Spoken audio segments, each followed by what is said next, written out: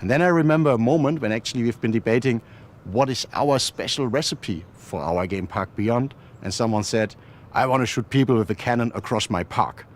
And it sounded so stupid and so crazy at the first place. But hey, that's the idea. And this is how the impossification of Park Beyond was born. And we decided, let's go big and let's make some crazy things happening and really do whatever you like to do in Park Beyond, and only your imagination is the limit.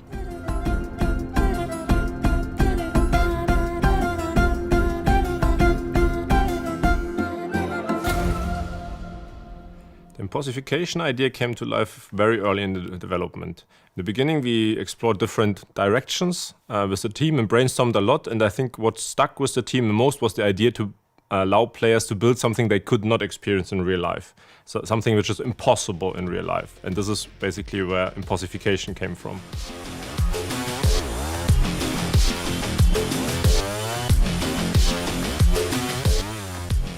The impossification concept actually changed a lot throughout the development. In the beginning, we started with impossifying rides, and then the team came up with more and more cool ideas. We all need to put them in the game. So you could impossify staff now, you can impossify shops, all different things you can think about. And overall, even the degree of impossification changed. In the beginning, we had mild crazy rides, but in the end, we ended up with totally out-of-the-box, over-exaggerated attractions.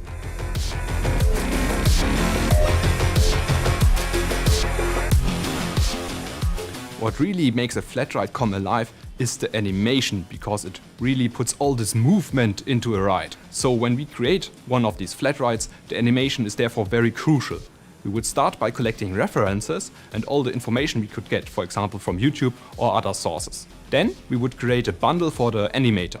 The animator would look with us over this kind of stuff, we would make sketches and then see how we could turn this into a good base flat ride animation. Based on the base flat ride animation, we then look, okay, how can we make it more awesome for the impossified version? We look at additional information, additional ideas without any restriction. We just think, okay, let's make the best animation possible. Afterwards, we then look at the stuff we get and then think, okay, how can we make it more believable and also believable in the world we created with Park Beyond? Based on that, we create the final impossified animation for the flat ride. For me, it's the most rewarding moment when you later look at the ride in the game and you see this animation and you see how your idea and your creativity really comes alive, and this animation really pushes the ride forward and makes it also so much more awesome.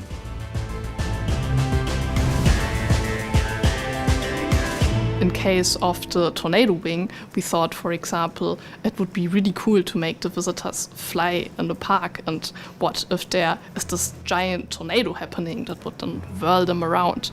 And we tried to make this work first, so we thought, how can we make it believable? How is it actually feasible? How can we make it look the coolest?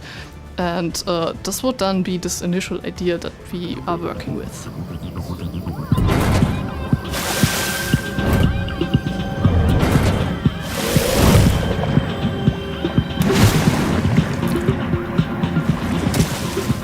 Audio is an integral part of any game's experience, and ambient sound helps characterize the virtual world and adds to the player's immersive experience.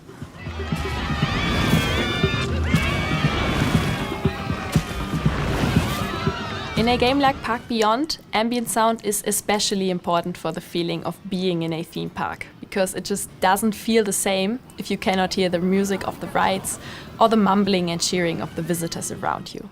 That is why in Park Beyond we have a number of different systems working together to help bring the music and the ambient sound of the game to life. And even if some of these things might not be actively noticed by all players, the Park Beyond audio team is definitely looking forward for everyone to get their hands on the game and experience it in-game to get immersed into their own theme parks.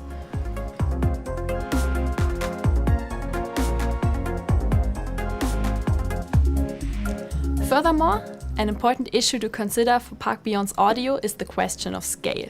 Because in Park Beyond we allow up to several thousands of visitors in the map at the same time. And having each one of these visitors play audio would not be possible performantly. That is why, for our crowd audio, we have several systems in place that analyze what is happening around the player to determine the locations and sizes, as well as the density of agent crowds, so these can be equipped with audio.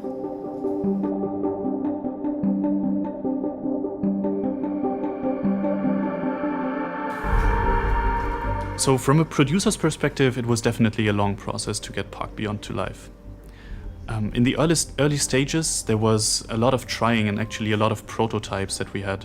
So we had one specific prototype only for the roller coaster editor, a prototype just to get the AI and the visitor behavior and them walking on in the game world working. And then at some point, we had to get, once the vision was aligned, to get all of these different ideas into a project plan that actually makes sense and is actually achievable in the time frame that we had. So just like with flat rides, you can impossify your coasters in Park Beyond. And when you impossify your coaster, we want to put you in the driving seat of how that will look.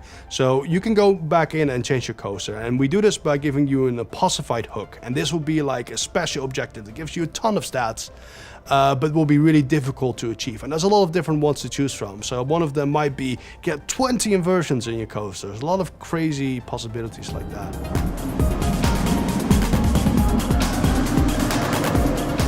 When we say coaster building in Park Beyond, the first thing that comes to mind for me is freedom. And I mean freedom in three ways. The first way is freedom in movement. The train can move forward, it can move backwards, it can split, it can go on different tracks. There's so many ways that you can make it go at any given time. There's so many combinations and possibilities, and we give you the full freedom to do it as you like.